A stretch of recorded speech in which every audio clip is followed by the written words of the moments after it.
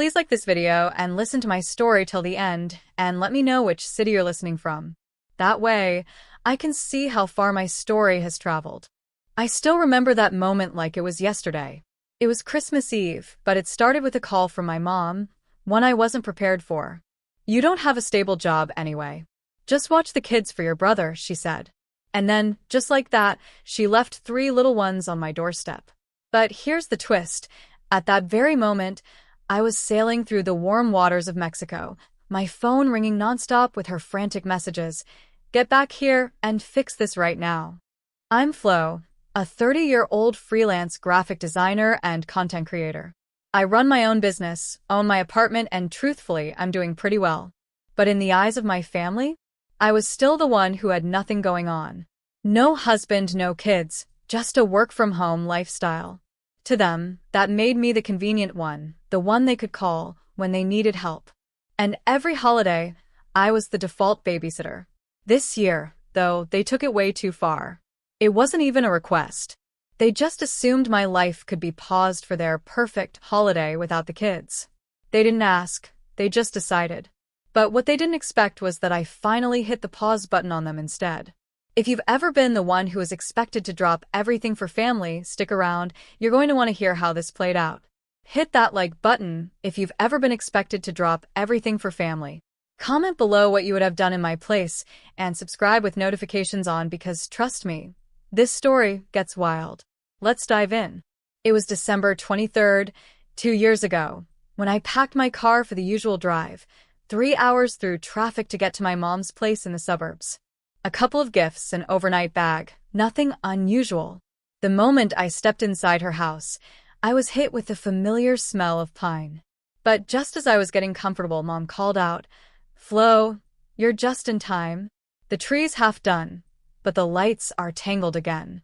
Can you help?" And there it was. The first of many little tasks I would be roped into.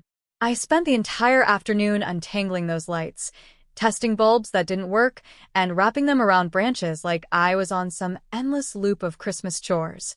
Mom sat nearby, scrolling through her phone, occasionally telling me to raise the lights a little higher or move them to the left. Once the lights were up, I started placing the ornaments, the glass balls, the family heirlooms, the ones the kids made years ago. I fluffed the branches, adjusted the star on top until it sat just right. Finally, the tree sparkled in the window, a masterpiece. But it wasn't over. Next came the wrapping.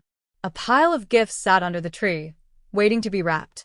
Hours went by as I measured, cut, folded corners, and tied perfect bows. My knees ached from sitting on the hard floor and my fingers were sticky from the tape, but I didn't stop. The pile was never-ending. I was so caught up in it all that I didn't realize how much time had passed until I finally started prepping food for the next day. Chopping vegetables, marinating the ham, everything had to be just right for Christmas. Then came the chaos. Preston and Lana arrived with their kids, Ava, who was 4, and Ethan, who was 2.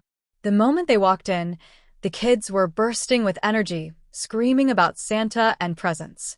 I helped carry in their bags and toys, all while Mom gave me the "you're great with kids" look and asked me to watch them while they finished setting up.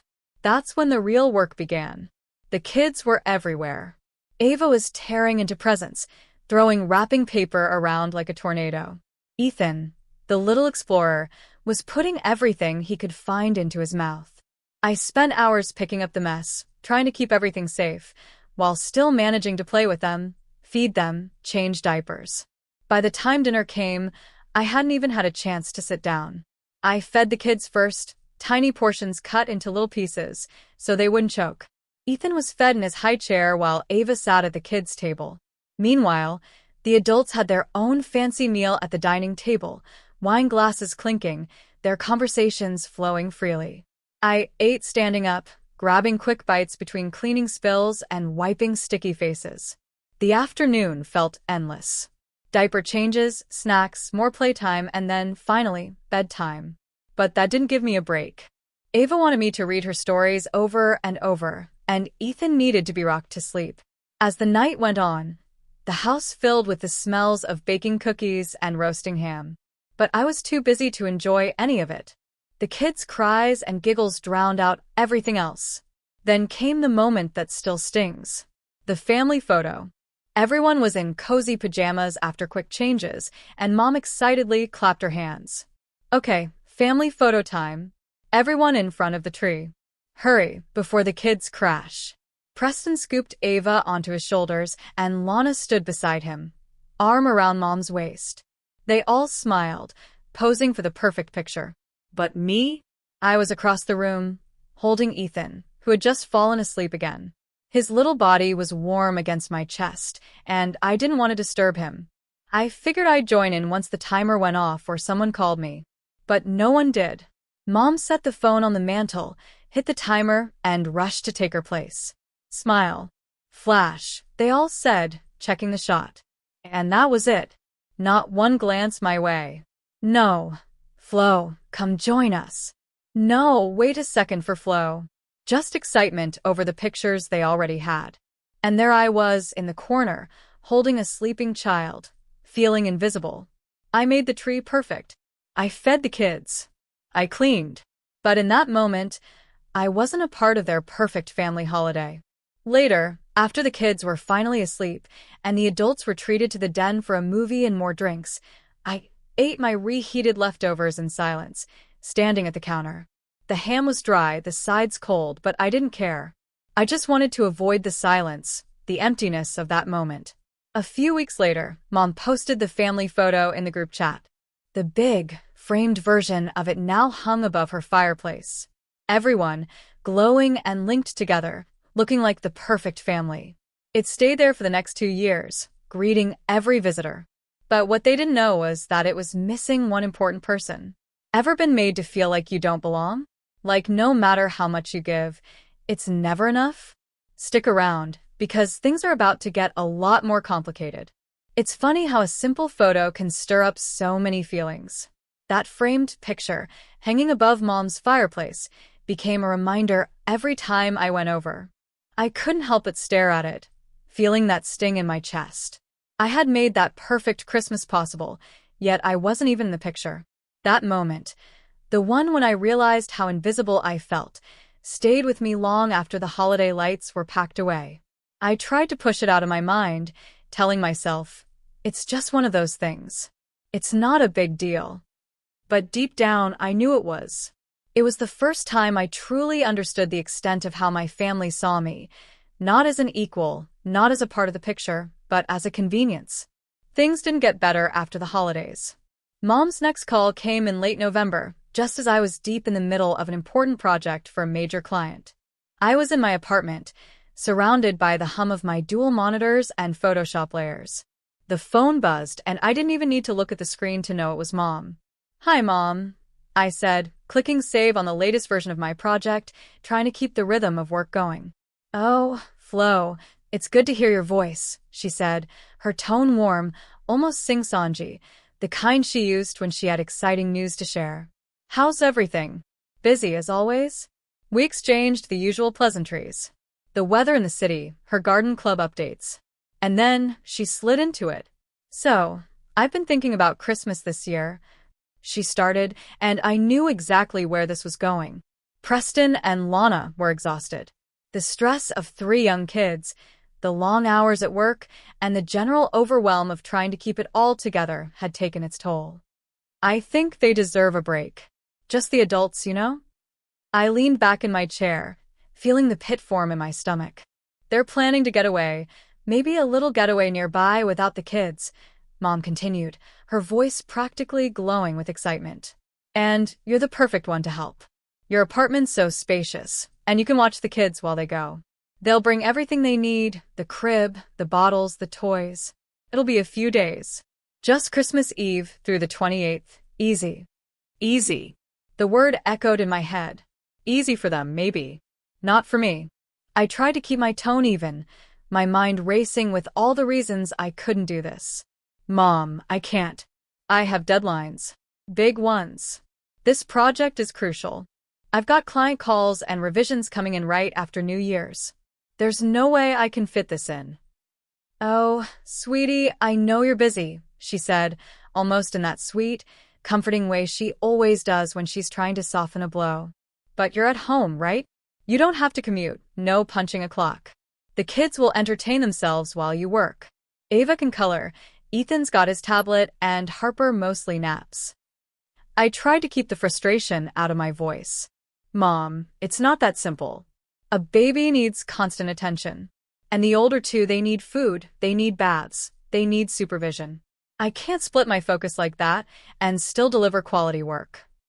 But Mom didn't hear me. Oh, sweetie, think of your brother.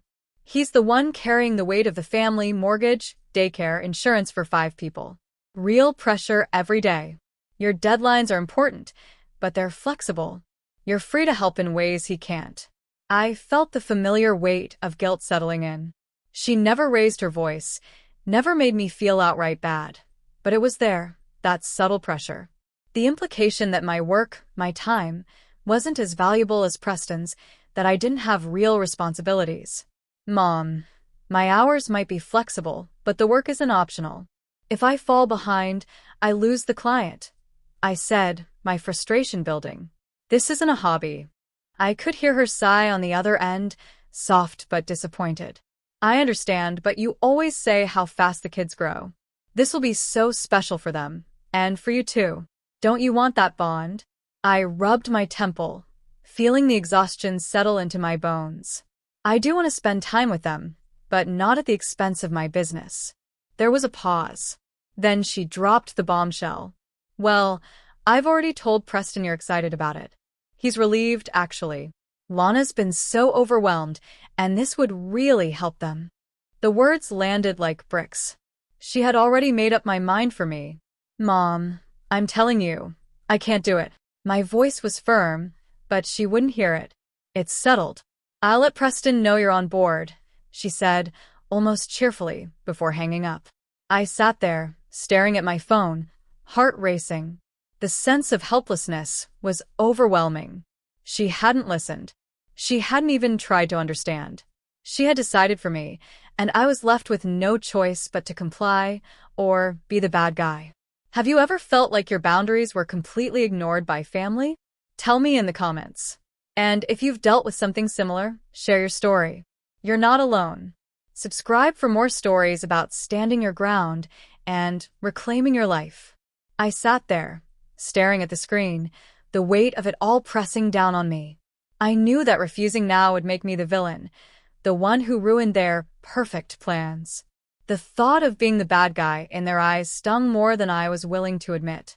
But I couldn't let them steamroll me like this again. So I made a decision. I wasn't going to let it happen. I just had to figure out how to stand my ground. But what could I do? It wasn't just about the kids. It wasn't even about the inconvenience. It was about me.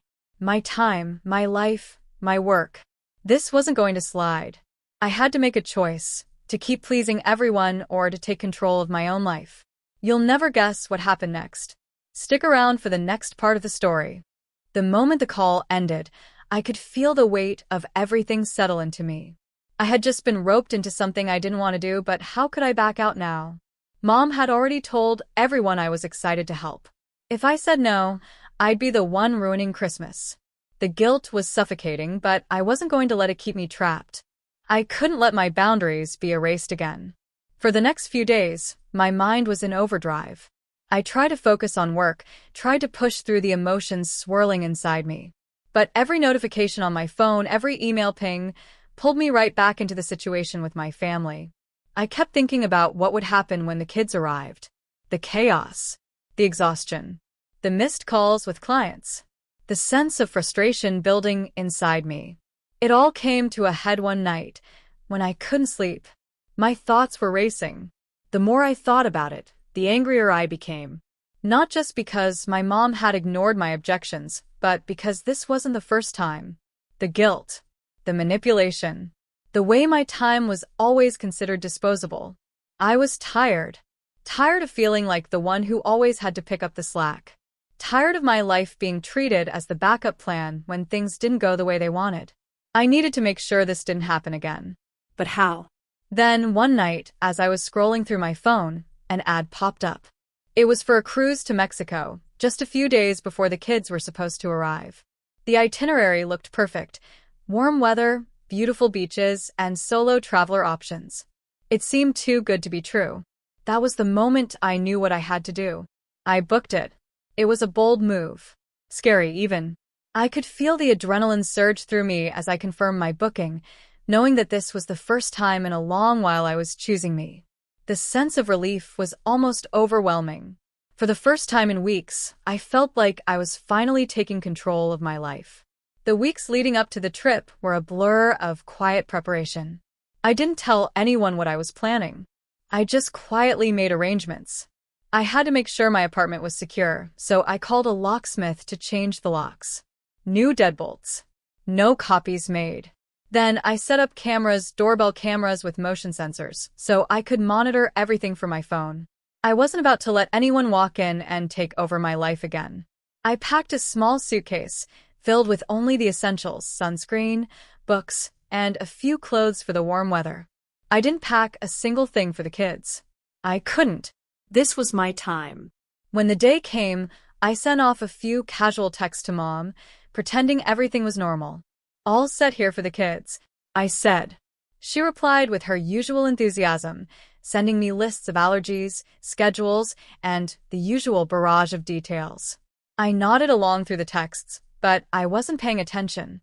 All I could think about was the cruise. By the time the kids were scheduled to arrive, I was already on my way. I left my apartment behind, leaving my phone on Do Not Disturb except for the camera and notifications. I didn't want anything to interrupt my escape. The peace I found in that moment was the kind I hadn't known I needed for so long. If you've ever had to take drastic action to protect your peace, I'd love to hear about it in the comments. How did you reclaim your time and energy? And don't forget to subscribe for more stories like this one. The first few days on the ship were bliss. I found a rhythm: warm sun, ocean views, and zero obligations. It was everything I needed. And the best part? My family didn't know where I was. They thought I was at home, ready to welcome them with open arms. But I wasn't there. I had finally put myself first. Then came the moment I had been waiting for. My phone buzzed with a flood of notifications, camera alerts from home. I opened the app, my heart skipping a beat.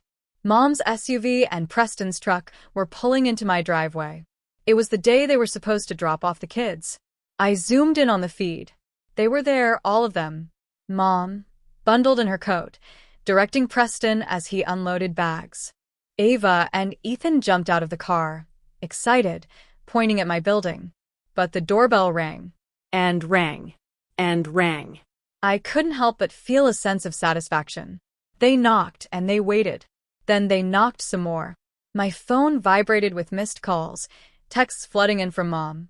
"Where are you?" she demanded. "Why aren't you answering the door?" But I didn't respond. I just sat back, sipping my coffee, watching them struggle. The kids were getting cold, the wind was picking up, and they were stuck in front of my locked door. I had finally taken control. I wasn't there to answer their demands anymore. They were the ones scrambling now, not me. What happened next was even more dramatic. The consequences of their assumptions were hitting hard, and I didn't say a word. But what happened after really surprised me. Keep watching for the next part of the story. As I watched the feed from my balcony on the cruise ship, I felt an odd mix of vindication and relief. They were there, standing on my doorstep, looking more and more frustrated by the minute. I had finally drawn a line, and they were on the other side of it, trying to force their way back in. The kids, cold and confused, tugged at their parents, asking questions that no one could answer. The sight of it all, of them standing in the cold, was almost surreal. I didn't answer the phone. I didn't reply to the texts. Not one word. I just watched as they knocked on the door, hoping to be let in. The doorbell rang again, and the sound echoed through the empty hallway of my apartment. Then, I saw Preston pacing back and forth, his frustration growing. He tried the door handle, then knocked harder, slamming his fist against the door. "Kylie, open up. We're here." But I wasn't there. I wasn't anywhere near that doorstep. I wasn't even in the same time zone. After a few minutes, I saw Lana, holding Harper close to her chest, her face a mixture of concern and confusion. The kids were getting fidgety now. Ethan was crying, his little face scrunched up in the cold, while Ava clung to her mother's leg. And then, just as I thought they'd give up, Mom kept pressing the doorbell. Over and over. Her voice came through the mic, louder each time. "Kylie, open the door." I couldn't stop myself from smiling a little. This was the chaos they had thought would be easy for me to handle. The cold, the confusion, the kids crying on my doorstep. It was all playing out just as I had feared. They assumed I'd be the one to hold it all together, as I always did. They assumed I would be the one to make their holiday perfect. But not this time. Mom was relentless, though, trying everything she could think of to get inside. She even started looking for an old key, digging through her purse. Nothing worked. The minutes stretched on, and their frustration grew. The kids were cold, their cries growing louder. The wind picked up, and it felt like time was moving in slow motion. And then the neighbor appeared. Mr. Newman, the grumpy old guy who lived next door, stepped outside in his robe, eyes squinting at the scene unfolding before him. I could hear his voice booming through the camera, full of authority. "What's going on here? You can't leave kids out in this cold. It's dangerous. Get them in a car with heat, or I'm calling the police." It felt almost surreal. There they were, standing on my doorstep with my kids, and Mr. Newman was about to call the authorities because they couldn't figure out how to get into my apartment. That was when I realized just how messy this situation had become. How quickly their plan was falling apart. Mom tried to smile and deflect. "Oh no, it's just a mix-up. My daughter lives here, and she's expecting us. There's just a technical issue with the door." But Mr. Newman wasn't buying it. "Doesn't look like anyone's home. Those little ones are turning blue. Move them now, or I'll dial 911. I could see Lana starting to panic, looking around, trying to calm the kids. She was doing her best, but there was nothing she could do. Preston was already gone, running to get coffee or something to calm the situation, but it was too late. The damage had been done. As Preston returned with hot drinks, I watched as they hurriedly started packing everything back into the cars. The kids, still crying, were buckled into their car seats. And as the cars pulled away from my apartment, I felt a strange sense of satisfaction wash over me.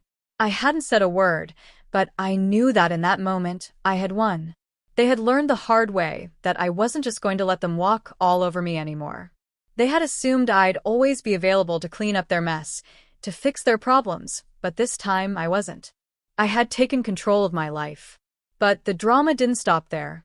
That evening, as the ship sailed smoothly under the stars, I received another alert, this time from Preston. He had returned to my apartment, furious. The camera caught every moment of his frustration. I watched as he tried the door handle, slamming his shoulder into it when it didn't budge. He cursed under his breath, muttering angrily to himself. And then, just as quickly, he left, his temper getting the best of him. I never replied to any of the texts or calls. I didn't need to. I was far away, in a place where no one could reach me, and it felt incredible. The silence that followed felt like freedom. I was finally free from the weight of their expectations. Have you ever had a moment like this where you just dropped off the radar to take back control? How did it feel to finally stand up for yourself? Leave your thoughts in the comments, and subscribe for more stories like this one. In the days that followed, I continued my journey through the cruise, a place of peace and calm. The warm beaches, the beautiful views, the lack of any demands. Every morning, I woke up feeling a little lighter. The emotional weight that had been hanging over me for so long was finally starting to lift. The stress of the holiday chaos, the guilt, the pressure to always say yes, it was all gone. And I had the ocean, the sun, and the freedom to thank for that. But then, things back home started to unravel. Slowly, I began hearing from Marley, my closest friend, who had been getting updates through family. Mom, Preston, and Lana were all in full damage control mode. They had arrived at Mom's condo, which was far from equipped for 3 kids, bags, and all the holiday chaos they hadn't anticipated. Marley shared the details. It's a disaster, Flo. They didn't even have proper baby food or a high chair. And now, there's tension. Mom's trying to defend her actions, and Preston's frustrated. It's turning into a mess. But here's the kicker. What happened next wasn't just about the chaos they caused. It was about the aftermath. The real consequences of my absence. Stick around, because this story is just getting started. The ripple effect of my decision to step away from the chaos of my family's expectations started to spread faster than I could have imagined. What I thought would be a peaceful, relaxing escape turned into a far more significant moment of clarity. For the first time in years, I was the one calling the shots, and I wasn't apologizing for it. Back at home, things were unraveling quickly. The holiday plans they'd so carefully orchestrated, the perfect getaway for Preston and Lana, had turned into a complete disaster. And while I was sunning myself on a warm beach in Mexico, sipping cocktails and relishing my peace, the reality of their situation started hitting hard. Marley, always the one to keep me updated, sent me texts detailing the fallout. "They're at Mom's, Flo," she texted. "The kids are everywhere and it's chaos. Preston's already grumbling about the lack of space, and Mom's just defending her actions, trying to pretend like everything is fine. They didn't think this through at all." It was hard not to feel a little bit of satisfaction, knowing they were feeling the weight of the situation, a weight I had always carried for them. The kids had no proper accommodations, no quiet space for naps, and no supplies for the holiday weekend. Meanwhile, Mom was trying to shift blame, saying she had no idea it would be this hard. Preston and Lana were barely speaking to each other, all their stress coming to a head as they scrambled to figure out what to do next. But I didn't interfere. I didn't try to make them feel better or fix things from afar. I had learned my lesson. This was their mess to handle, not mine. In fact, as the days went on, I felt more and more confident in my decision. Every morning, I woke up on that ship, looking out over the endless blue ocean, the sun warming my skin, and for the first time in ages, I felt unapologetically free. There was no family drama, no guilt, no pressure. It was just me on my terms for the first time in years. But then, it all came full circle in the most unexpected way. As the cruise neared its end, I found myself scrolling through social media, just idly checking in. It had been a while since I'd looked at my family's updates, but something in me wanted to see how things were going. And that's when I saw it, the family Christmas photo from 2 years ago. The one with everyone standing happily around the tree, smiling wide, with me nowhere in sight. The photo that still hung above Mom's fireplace. The sight of it hit me harder than I expected. I had seen it so many times before, but this time, it felt different. The hurt I had felt that Christmas, the sense of being invisible, of being erased, it wasn't there anymore. That sting had faded, replaced by a new feeling, empowerment. I had finally stepped out of their shadow. I had finally taken control of my own life, and it felt damn good. It wasn't just about the photo. It was about everything that led up to it. It was about realizing that I didn't need their approval to feel worthy. I didn't need to sacrifice myself to keep their version of the perfect family intact. For once, I was living life on my terms, and I wasn't looking back. As the ship docked in Los Angeles and I made my way home, a strange sense of peace settled in. The drive from the port to my apartment felt different, lighter. The air felt fresher. The music I was listening to seemed brighter. It was as if everything had shifted. When I got home, I unpacked slowly. I took my time putting things away, savoring the quiet. Then, for the first time since I left, I checked my phone properly. Dozens of messages filled my inbox. Missed calls from Mom, texts from Preston, voice messages demanding answers. But I didn't respond. Instead, I did something I'd been meaning to do for a while. I blocked their numbers. Mom. Preston. Everyone. I deleted the family group chat entirely. I unfollowed them all on social media, no dramatic announcements, no grand declarations. I just took the steps to remove them from my life. For so long, I had been the one to hold the family together, to keep things running smoothly for everyone else. But now, I was finally letting go. I was reclaiming my space, my time, my boundaries. If you've ever had to let go of toxic relationships or set boundaries with family, you're not alone. I want to hear your story. Drop a comment below and share how you stood your ground. And don't forget to subscribe for more stories of reclaiming your life. In the days that followed, I heard bits and pieces of what had happened back home. Through Aunt Helen's grapevine, I learned that the story of the failed holiday had spread, and not just among family. People at church, in the neighborhood, and at family events were talking about it. How Mom had convinced everyone I was excited to take care of the kids, how they had ended up stranded in the cold, and how the whole thing had been a disaster from start to finish. It was clear that this holiday, the one they'd so carefully planned, had blown up in their faces. And while I felt no satisfaction from their struggle, I knew I had made the right decision. My peace, my boundaries, were worth more than their fleeting expectations. In the weeks that followed, life slowly returned to normal. I kept to myself. My work continued to flow without interruptions, and I didn't feel the weight of guilt hanging over me anymore. I wasn't constantly living for everyone else's needs. Then one evening, I found myself scrolling through the family chat again. I hadn't checked it in weeks, but something made me open it. The silence after I had sent that message about living my own life had been deafening. No apologies, no attempts to make amends. It was as if they had simply accepted that I wasn't coming back. The family was fractured. The holiday fiasco had left its mark. And as I sat in the peace of my own home, surrounded by the things I had chosen, I realized something important. Some distances are healthy. I didn't regret my decision. I wasn't sorry for protecting my time and my boundaries. In fact, I was more certain than ever that I had done the right thing. My life was mine again. No more compromises. No more guilt. Just peace. And as I looked at the Christmas photo one last time, the one with me absent, I finally saw it for what it was. It didn't matter anymore. I was no longer the one who needed to fit into their picture. I was creating my own life, one where I mattered. That was the real lesson. Deep boundaries aren't selfish. They're necessary. And no one gets to treat your time as disposable, no matter how convenient it is for them. So, what about you? Have you ever had to choose yourself over family expectations? How did it change your life? Drop a comment and let me know you're not alone.